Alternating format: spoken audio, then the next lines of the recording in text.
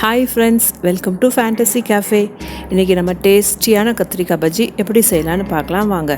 அதுக்கு ஒரு மண் சட்டியில் ஒரு கப் சின்ன வெங்காயம், ஒரு 5லேருந்து 10 பல்லு பூண்டு, ஒரு 5 பச்சை மிளகா போட்டுட்டு நறுக்கி வச்ச கத்திரிக்காய் அதில் போட்டுக்கோங்க. கத்திரிக்காய் முழுசாக கூட போடலாங்க, ஆனால் கொஞ்சம் வேக லேட் ஆகும், அதனால் நான் கட் பண்ணி போடுறேன்.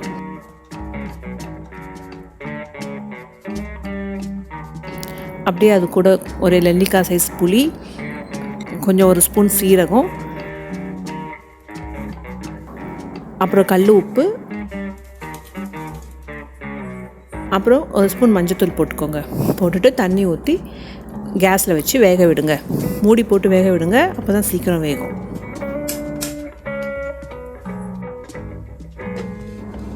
அப்படியே கத்திரிக்காய் வேகட்டும். ஒரு 5 மினிட்ஸ் கழிச்சு மூடி திறந்து பாருங்கள், கத்திரிக்காய் வெந்துதான் பாருங்கள். ஸோ கத்திரிக்காய் ஒரு பாதி வெந்த நிலையில் 2 தக்காளி எடுத்து கட் பண்ணி அதில் போட்டு திருப்பி மூடி விட்டு விடுங்க. இன்னும் ஒரு 5 மினிட்ஸ் ஆகட்டும்.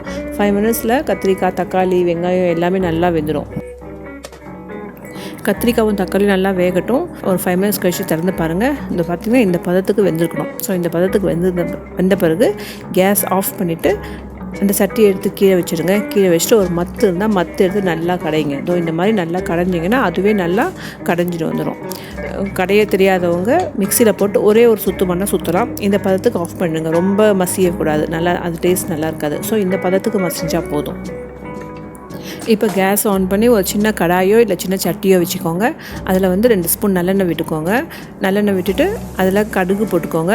இதில் வடகம் போட்டால் ரொம்ப டேஸ்ட் கொடுக்கும். இந்த மாதிரி கடையெல்லாம் வடகம் போட்டால் அதோட டேஸ்ட்டே தனியாக இருக்கும். ஸோ நான் இப்போ வடகம் தான் போட்டிருக்கேன். வடகம் இல்லாதவங்க கடுகு போட்டுக்கோங்க. அதில் கருவேப்பிலை 2 கொத்து கருவேப்பிலை போட்டுக்கோங்க. கொஞ்சம் பெருங்காயம் போட்டுட்டு கட் பண்ணி வச்ச வெங்காயத்தை அதில் போட்டு நல்லா வதக்குங்க. வெங்காயம் நல்லா பொன்னிறமாக வர வரைக்கும் வதக்குங்க. வதக்கிட்ட பிறகு கேஸ் ஆஃப் பண்ணிக்கோங்க. இந்த இதை எடுத்து அப்படியே நம்ம மசிச்சு வச்சுருக்க கத்திரிக்காய் கடைசலில் அப்படியே போட்டுருங்க. போட்டு நல்லா கலக்கிங்க. இதை இட்லி, தோசை, சாப்பாடு எல்லாத்துக்கும் அருமையாக இருக்குங்க. செம்ம டேஸ்ட்டாக இருக்கும். அதோட வாசனையே நல்லா தனி ரகமாக இருக்கும். ஸோ இதை நீங்கள் வீட்டில் ட்ரை பண்ணி பாருங்கள்.